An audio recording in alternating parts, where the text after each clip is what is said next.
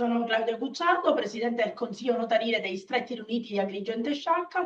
Ho il piacere di invitarvi ad un evento collettivo aperto al pubblico che si terrà sabato 30 maggio 2026 presso il Teatro Pirandello di Agrigento. Si svolgerà il convegno Ars Notaria giunto alla 7ª edizione e la seconda edizione del convegno interordinistico Chiamata alle Arti, che vede dialoganti in una agora virtuale 6 ordini professionali, magistrati e accademici. Il convegno aprirà con una lezione magistralis dell'archistano Guendalina Salimei, attenta ai temi della rigenerazione urbana e della sostenibilità ambientale. Ospite d'eccezione l'avvocato Antonio De Renzis. Presenze istituzionali di rilievo: la Presidente della Cassa Nazionale del Notariato, Patrizia Sara Siciliano, 3 consiglieri nazionali, il vicepresidente del Consiglio Nazionale degli Architetti, l'agrigentino Rino Lamendola, e il presidente di Federnotai.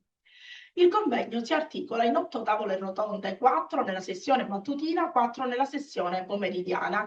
I temi sono di grande interesse. Vogliamo partecipare al dibattito collettivo con temi che verranno declinati in modo semplice, con un linguaggio adatto a tutti, anche ai non addetti ai lavori. Rinunzia alla proprietà e alla comproprietà, diritto di superficie su attualità, profili fiscali, patti prematrimoniali e per crisi, società semplici, bonus edilizi 2026, intelligenza artificiale, etica e legalità nei lavori pubblici, mediazione e controllo di legalità notarile, etica del professionista al tempo dei social, partenariato pubblico-privato come leva agli investimenti pubblici. Questa tavola rotonda è molto interessante a mio avviso, in particolare per la provincia di Agrigento, perché se fosse confermato l'inserimento dello scalo aeroportuale agrigentino nel Piano Nazionale Aeroporti Programmazione 2026-2035, è giusto che i professionisti sia dell'area tecnica che giuridica economica della provincia di Agrigento si preparino a supportare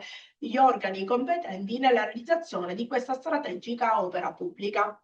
Il convegno culmina con la firma del protocollo tra il Consiglio Notarile di Agrigento e Sciacca e gli ordini degli architetti e degli ingegneri. Avrà ad oggetto l'allegazione facoltativa, ma opportuna, agli atti notarili dell'attestazione di regolarità urbanistica catastale, che è opportuna quando si tratta di immobili con una storia urbanistico-edilizia particolarmente complicata.